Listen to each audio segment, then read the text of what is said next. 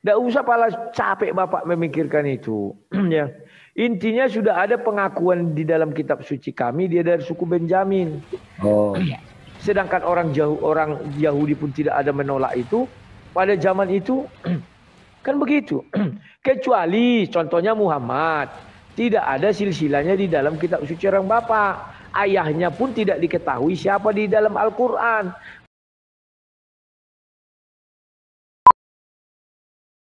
Iya. Ya silakan Pak Dhani. Apa yang mau ditanyakan? Ya ini saya mau tanya tentang ini.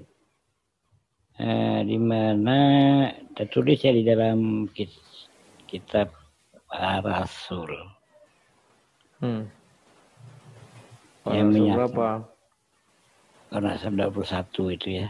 123 kah? Yang intinya begini. Paulus itu kan mengaku dia dari suku Benyamin. Ya kan? Adakah kisah para rasul itu kan? Tunggu, aku lupa nih. Kalau rasul berapa itu? 21 atau 23? 21, 23 gitu lah. Tunggu. Ya, terus? Nah, yang menjadi pertanyaan saya tuh yang mengganjal ya. Bagaimana dia bisa menyatakan kalau dia itu berasal dari orang Yahudi suku Benyamin. Sementara orang tuanya, emaknya tidak diketahui, bapaknya tidak diketahui. Nah ini kan agaklah yang dikatakan logika falasi. Karena orang tuanya nggak tahu, kok bisa nyambung ke suku Benyamin. Di mana nyambungnya di mana begitu loh. Gimana? Mungkin Bang Rudi bisa menjelaskan. Di mana nyambungnya itu? Kisah para Rasul 13:21. Iya. Oke, kubacakannya. 13 dari 20 dulu. Selama kira-kira 450 tahun sesudah itu ia memberikan mereka hakim-hakim sampai zaman Nabi Samuel. Kemudian mereka meminta seorang raja dan Allah memberikan kepada mereka Saul. Kok jadi Saul ya? Yang Bapak minta ini siapa? Ya Saul dengan Paulus kan sama. Paulus kan beda Pak. Saul yang dimaksud di sini mungkin Saul Raja Saul ya sebelum Raja Daud. Gimana sih? Karena ada kata Samuel selama kira-kira 450 tahun. Sesudah itu ia memberikan mereka hakim-hakim sampai pada zaman Nabi Samuel. Kemudian mereka meminta seorang raja dan Allah memberikan kepada mereka Saul bin Kis dari suku Benjamin.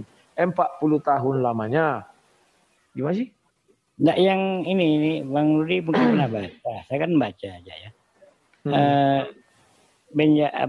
Paulus itu berasal dari suku Benyamin. Nah itu yang saya. Atau begini aja. Sekarang mau saya tanya. Apakah benar Paulus ini berasal dari suku Benyamin? Filipi 3. Filipi 3 tunggu dulu.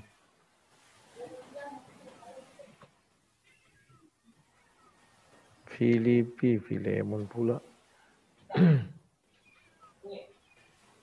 Filipi 3 ya. Ayatnya yang kelima.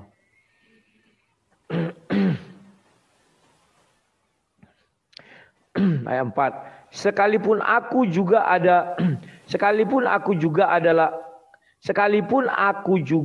alasan untuk menaruh percaya pada hal-hal lahiriah.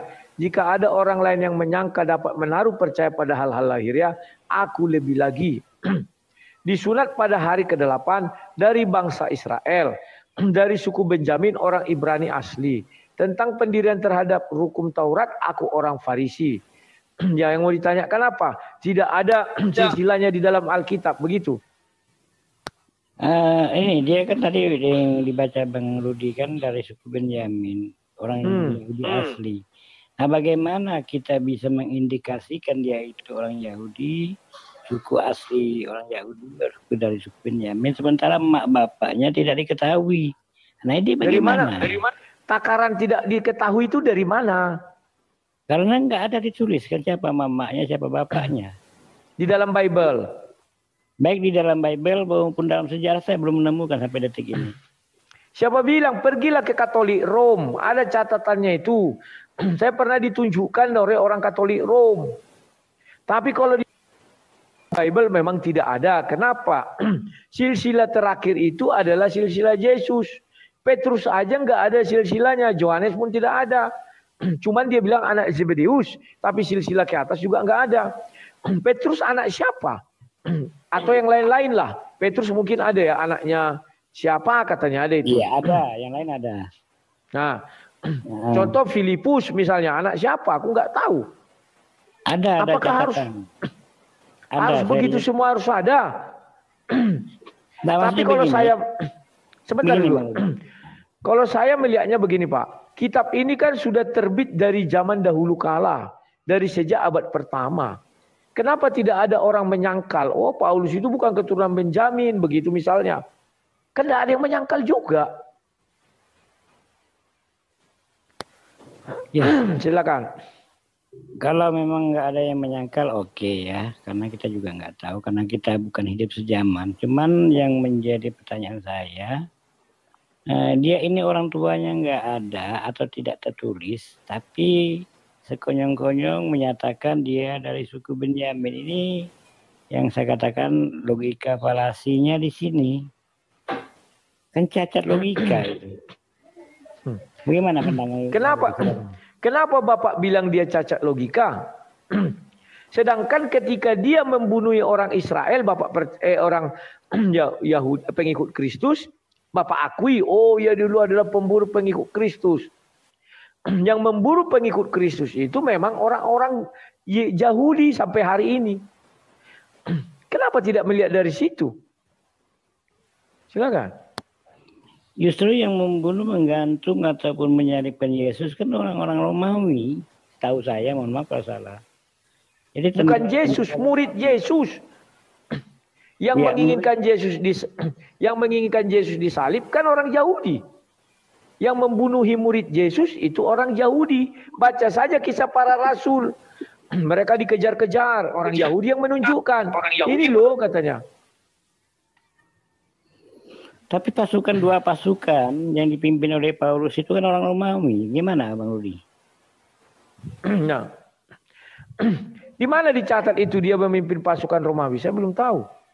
Kalaupun dia ada, berarti dia diangkat menjadi katakanlah perwira Romawi. Silakan. Iya, saya untuk datanya saya nggak punya, nggak bisa menampilkan Mas Bukan. Nggak bisa menampilkan, cuman kita kan hanya berbicara wawasan, pengetahuan yang ada di dalam kepala kita aja. Jadi kalau memang nggak dibaca ya nggak apa-apa, saya juga tidak memaksa jawaban, kan begitu. Jadi itu tadi kalau memang Paulus ini ada orang tuanya ada jelas dan benar kalau dia ini dari suku Benyamin. Nah, jadi kan nyambung memang. Tapi kalau tidak ada orang tuanya, mamanya tidak ada, bagaimana kita menyambungkannya kepada suku Benyamin? Itu loh yang saya berpikir. Itu yang logikanya nggak masuk di saya. Nggak usah pala capek Bapak memikirkan itu. Ya, intinya sudah ada pengakuan di dalam kitab suci kami dia dari suku Benjamin. Oh ya. Sedangkan orang Yahudi pun tidak ada menolak itu pada zaman itu. Kan begitu. Kecuali contohnya Muhammad. Tidak ada silsilahnya di dalam kitab suci orang Bapak. Ayahnya pun tidak diketahui siapa di dalam Al-Quran. Bapaknya tidak diketahui, ibunya juga diketahui. Baru itu bisa Bapak polemikkan. Kalau ini kan ada pengakuan di kitab suci kami. Bahwa dia adalah keturunan Israel dari suku Benjamin. Terima tidak terima, yaitu sudah tertulis. Namanya kita beriman. Sama dengan Bapak, ada nggak di situ bilang ayahnya Muhammad Abdullah, ibunya lupa pula aku. Nah itulah itu. Silakan. Ya kalau Nabi Muhammad itu tertulis dalam catatan-catatan dalam Sirah Nabawiyah ada. Nah, kan kalau Paulus ini kan di catatan sejarah saya belum ada temukan sejarah di Yahudi kan di mana kan saya temukan. Nah kalau masalah Rasulullah itu walaupun tidak ada di Al-Quran, tapi kan ada catatan-catatan sejarah tarikh Islam namanya. Nah, itu Pak ada. Dani, Bible kami ini sudah cukup tua.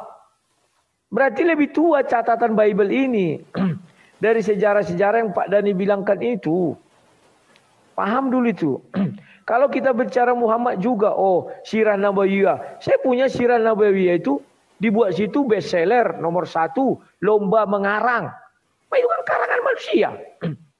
Mana ada Tuhan Pak Dani mengatakan ayahnya Muhammad adalah Abdullah, ibunya Aminah. Mana ada begitu? Aduh Pak Dani, Pak Dani. Dan dia adalah keturunan Ismail. Mana ada di dalam Al-Quran dikatakan seperti itu? Karena pada saat itu nggak ada orang bisa tes DNA. Kan tidak ada yang bisa zaman Nabi Muhammad mengurutkan Muhammad itu sampai kepada Ismail. Setelah Muhammad tidak ada, barulah ada silsilah itu beredar banyak di kalangan manusia. Aduh. Penting dia tertulis Pak Dani, tidak boleh diganggu gugat. Silakan yang lain bertanya. Oke, saya tidak ganggu gugat lagi kan udah tulis sebagai tidak masalah. Ya. Ada dikatakan dulu Yesus. lah. Udah sholat, udah bunyi-bunyi itu. Dulu aja. Karena orang dah ajan. Oke, lanjut. Siap, terima kasih Pak Dani.